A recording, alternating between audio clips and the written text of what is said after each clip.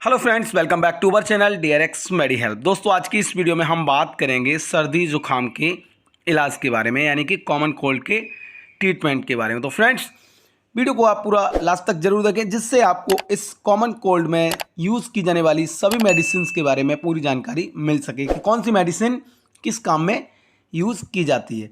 तो चलिए दोस्तों, वीडियो को स्टार्ट करते हैं। दोस्तों सबसे पहले हम बात करते हैं इसके सिम्टम्स के बारे में कि ये जो कॉमन कोल्ड की समस्या है उसमें हमें क्या लक्षण दिखाई देते हैं या क्या लक्षण होते हैं जिससे हमें पता चलता है कि हमें कॉमन कोल्ड की समस्या है।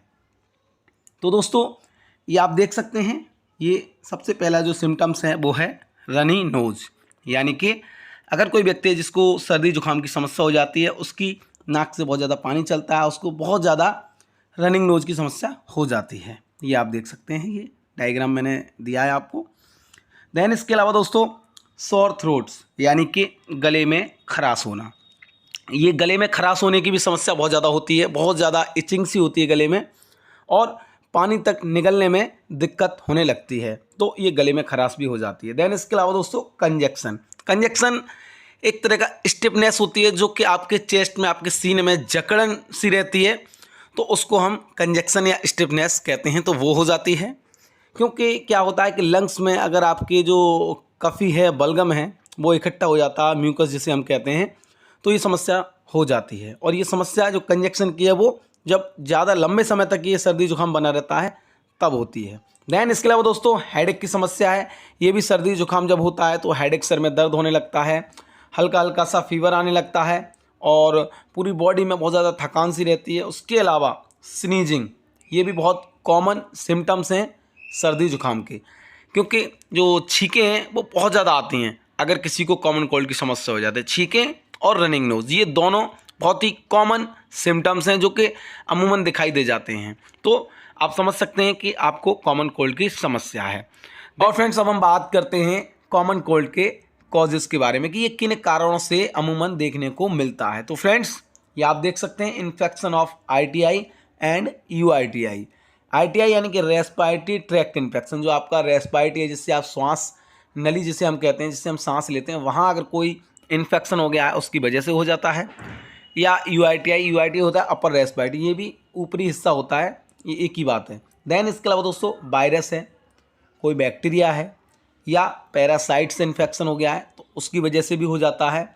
अमूमन जो कॉमनली होता है वो राइनो वायरस होता है, जिसकी वजह से ये सर्दी जुकाम की समस्या है वो देखने को मिलती है। उसके अलावा दोस्तों, अभी लेटेस्ट में आप देख सकते हैं कोरोना वायरस भी आया था, उसकी वजह से भी सर्दी जुकाम के ये लक्षण देखने को मिलते थे, तो ये भी एक वायरस है। उसके अलावा एलर्जी है।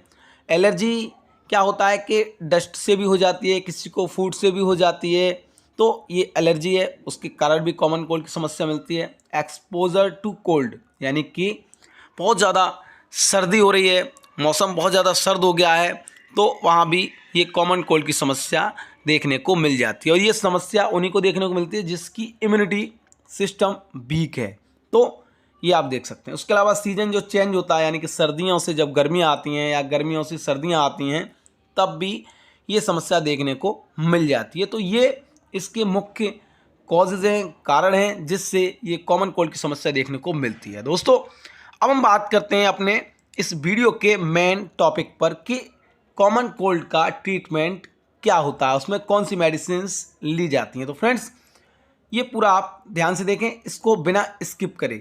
तो दोस्तों, चलिए हम बात करते हैं पहली मेडिसिन्स के बारे में। दोस्तों, ये आप देख सकते हैं, ये है मॉक्सिकाइंड CB 625, ये मैंने आपको लिख के बता दिया है। ये दोस्तों मैनकाइंड फार्मा कंपनी द्वारा मैन्युफैक्चरिंग की जाती है और इसके अंदर जो आप देख सकते हैं वो है एमॉक्सिसिलिन विद क्लेवनिक एसिड। ये एमॉक्सिसिलिन इसमें 500 mg है और क्लेवनिक एसिड इसमें 125 दिया गया है। ये सर बहुत अच्छा काम करती है जहाँ भी कॉमन कोल्ड की समस्या है, ITI इन्फेक्शन हो गया, UITI इन्फेक्शन हो गया, किसी भी तरह का बैक्टीरिया इन्फेक्शन हो गया है, दैट केसेस में ये बहुत अच्छा काम करता है। तो इसकी जो डोज होती है वो 1 BD होती है, यानी कि आप एक सुबह और एक शाम इसको ले सकते हैं। तो सबसे पहली टैबलेट आपको ये लेनी है। दैन इसके अलावा दोस्तों, जो दूसरी टैबलेट है जो कि है आइबुजेसिक प्लस, इसमें आप देख सकते हैं, इसमें आइबुप्रोफेन और पैरासीटामोल दिया गया है। तो ये आपके बॉडी में जहाँ भी फीवर हो रहा है, आपको दर्द हो रहा है या आपके हेडेक हो रहा है, बॉडी में कहीं भी आपके पूरे बॉडी में दर्द हो रहा है तब ये बहुत अच्छा काम करती है। ये एंटीपायरेटिक और एंटी एनाल्जेसिक है तथा एंटी इन्फ्लामेटरी भी प्रॉपर्टी रखता है। तो दर्द, बुखार और सूजन, ये तीनों चीज़ें हैं बॉडी में, तो उसमें ये काम करता है। तो अलावा इसकी डोज की बात करें तो इसकी 1 BD डोज है, यानी कि एक सुबह एक शाम इसको भी लेना है। कितने दिनों तक लेना है ये मैं वीडियो के लास्ट में आपको बताऊंगा। चलिए दोस्तों, नेक्स्ट हम बात करते हैं। दोस्तों ये आप देख सकते हैं, ये है सेटर्जिन टैबलेट। ये बहुत ही कॉमन टैबलेट है, अमूमन आपको हर जगह देखने को मिल जाएगी और आपने कभी ना कभी इसके बारे में ज़रूर सुना होगा। दोस्तों ये सेटर्जिन टैबलेट एंटी एलर्जिक मेडिसिन है। तो इसका काम होता है, जो एलर्जी की समस्या हो जाती है, आपको रनिंग नोज हो रही है, आंखों में बहुत ज़्यादा जलन, इचिंग हो रही है, उसके अलावा आपको कहीं भी पूरे शरीर पर एलर्जी हो गई है, चकत्ते हो गए हैं, तो वहाँ ये बहुत अच्छा काम करती है। उसके अलावा सर्दी जुकाम है तो वहाँ तो ये अपना काम करती ही है। तो दोस्तों इसको डॉक्टर रेड्डी कंपनी द्वारा बनाया जाता है। इसमें जो ड्रग है वो सेटर्जिन 10 mg है और इसकी जो डोज है वो भी 1 BD होती है। इसको आप सुबह और शाम ले सकते हैं। फ्रेंड्स अब हम बात करते हैं नेक्स्ट टैबलेट के बारे में। ये जो 3 टैबलेट्स मैंने आपको बताई ये तो आपको लेनी है, उसके साथ साथ आपको ये जो टैबलेट मैं बता रहा हूँ ये भी आपको लेना है। इसका क्या काम होता है चलिए बात करते हैं। दोस्तों ये एसिलॉक 150 mg, ये एसिलॉक 300 mg की स्ट्रेंथ में भी आती है। और दोस्तों इसके अंदर जो ड्रग है वो है रेनिटिडिन।